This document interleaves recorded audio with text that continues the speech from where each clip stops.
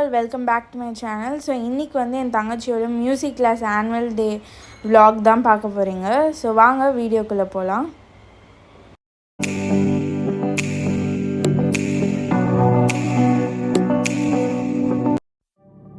So dress code எல்லாமே வந்து கிளாஸ்லேயே mention பண்ணிட்டாங்க. ஸோ அதுக்கு தகுந்த மாதிரி வந்து க்ரீன் தாவணி அண்ட் கொஞ்சம் வந்து ஜுவல்ஸ்லாம் போட்டு ரெடி பண்ணியாச்சு.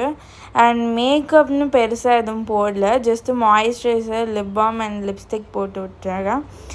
அண்ட் நெக்ஸ்ட் வந்து பார்த்திங்கன்னா ஹேருக்கு வந்து பெருசாக எதுவும் பண்ணல. நார்மலாக ஃப்ரண்ட்டில் ஒரு பிளேட்டும் பின்னாடி வந்து நார்மல் ஜடை போட்டு பூ வச்சு விட்டாச்சு. அண்ட் இந்த பூ வைக்கிறது தான் இவளுக்கு ரொம்ப கஷ்டமான பார்ட். எப்படி வச்சாலும் வலிக்குதுங்கவா. ஸோ அது மட்டும் கொஞ்சம் கஷ்டம். ஸோ பூ வச்சுட்டு நான் கிளம்புறதுக்கு அப்புறம் எனக்கு டைம் பத்தலை. ஸோ சீக்கிரம் கிளம்ப வேண்டியிருந்ததுனால நான் ட்ரெஸ் சேஞ்ச் பண்ணிவிட்டு போகிற வழியில் அப்படியே ஹேர் பண்ணிக்கிட்டேன். ஸோ நெக்ஸ்ட்டு வந்து இது அவங்களோட 14th annual day function. So first time இவங்களோட ஆனுவல் டே ஃபங்க்ஷனில் பாட போகிறா.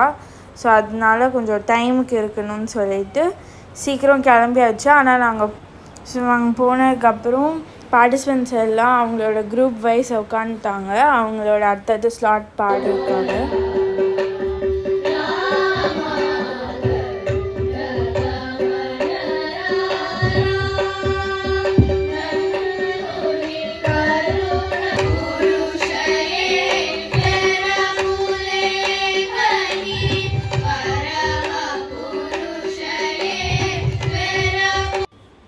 இவங்களோட தேர்ட் குரூப்பாக பாடி முடித்தாங்க. பாடி முடிச்சதுக்கப்புறம் கொஞ்சம் சின்ன மொமெண்டோலாம் கொடுத்துட்டு எல்லாம் சேர்ந்து குரூப் ஃபோட்டோ எடுத்துகிட்டு மிச்ச சீஃப் கெஸ்ட்லாம் பேசி முடிக்கிறதுக்கு வந்து டைம் ஆயிடுச்சு. அதுக்கப்புறம் டின்னர் சாப்பிட்றதுக்காக வெளியே வேதவழிஸ் மாடப்பள்ளி அப்படிங்கிற ஒரு no onion no garlic vegetarian restaurant தான் போயிருந்தோம். ஸோ அங்கே அவங்களோட பெஸ்ட்டு வந்து இட்லி வெரைட்டிஸ் தான். பொடி இட்லி ஆகட்டும், சாம்பார் இட்லி எல்லாமே ரொம்ப சூப்பராக இருந்துச்சு.